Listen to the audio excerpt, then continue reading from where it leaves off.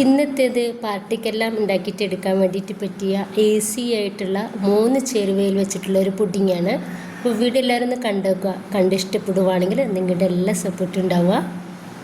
ഇതിന് വേണ്ടിയിട്ട് ഞാനൊരു സോസ് പാനിലേക്ക് 2 കപ്പ് പാലാണ് ഒഴിച്ചു കൊടുക്കുന്നത്.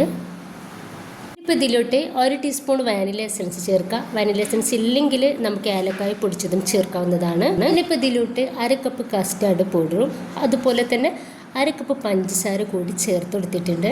എന്നിട്ട് നമുക്കിത് നന്നായിട്ടൊന്ന് മിക്സ് ആക്കിയിട്ട് എടുക്കാം. അത് മൊത്തത്തിൽ നന്നായിട്ട് ഈ ഒരു പാലിലൊന്ന് മിക്സ് ആയിട്ട് കിട്ടണം.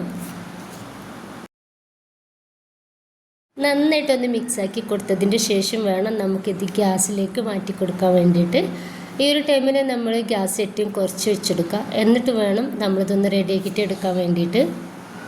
ആദ്യം തന്നെ ഹൈ ഫ്ലെയിമിലും മീഡിയം ഫ്ലെയിമിലും ഒന്നും ഇടരുത്, പെട്ടെന്ന് കട്ടി പിടിക്കും. ഈ ഒരു കോൺഫ്ലവറും അതുപോലെ തന്നെ കസ്റ്റർഡ് പൗഡറൊക്കെ നന്നായിട്ടൊന്ന് മിക്സാക്കി കൊടുത്തുകൊണ്ട് തന്നെ ഇരിക്കുക. വേഗത്തിൽ നമുക്കിതൊന്നായിട്ട് കിട്ടും.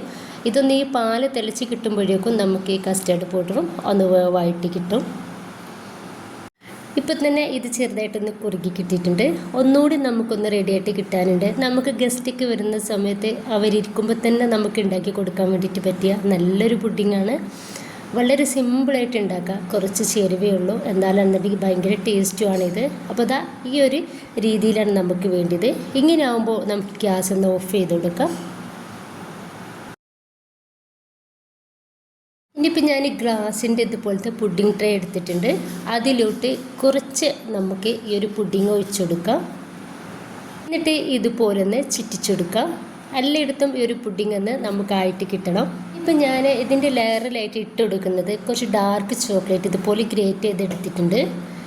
അപ്പോൾ ആ ഒരു ചോക്ലേറ്റ് നമുക്കൊരു പുഡിങ്ങിൻ്റെ മേലേക്ക് ഇതുപോലെ ഇട്ട് കൊടുക്കാം. ഇതൊന്ന് ഗ്രേറ്റ് ചെയ്തെടുത്തിട്ട് ഒന്ന് ഫ്രിഡ്ജിലേക്ക് മാറ്റുകയാണെങ്കിൽ നമ്മുടെ കയ്യിലൊന്നും വല്ലാണ്ട് ഒട്ടിപ്പിടിക്കാത്ത രീതിയിൽ ഇട്ട് കൊടുക്കാൻ വേണ്ടിയിട്ട് പറ്റും. ഇനിയിപ്പോൾ വീണ്ടും നമുക്ക് നമ്മുടെ ഒരു പുഡിങ്ങില്ലേ അതൊന്ന് ഇതിൻ്റെ മേലേക്ക് ഒഴിച്ചു കൊടുക്കാം. എന്നിട്ട് വീണ്ടും നമ്മൾ എടുത്തു വെച്ചിട്ടുള്ള ഒരു ചോക്ലേറ്റിൽ നിന്ന് ഇതിൻ്റെ മേലേക്ക് ഇട്ട് കൊടുക്കുക.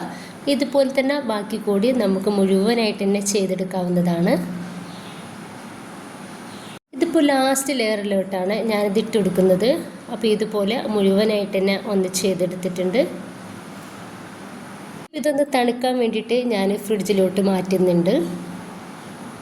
നന്നായിട്ട് തണുത്തതിൻ്റെ ശേഷം നമുക്ക് പുഡിങ് സെർവ് ചെയ്യാവുന്നതാണ്. ഭയങ്കര ടേസ്റ്റാണ് ഇത്. അപ്പോൾ എല്ലാവരും ഇതുപോലെ ഉണ്ടാക്കി നോക്കുക. ഇഷ്ടമായിട്ടുണ്ടെങ്കിൽ നിങ്ങളുടെ എല്ലാ സപ്പോർട്ടും ഉണ്ടാവുക. ഷെയർ ചെയ്യാനും ലൈക്ക് ചെയ്യാനും സബ്സ്ക്രൈബ് ചെയ്യാനൊന്നും മറന്നു പോകരുത്. ഇൻഷാ അല്ലാഹ്. ഓക്കെ.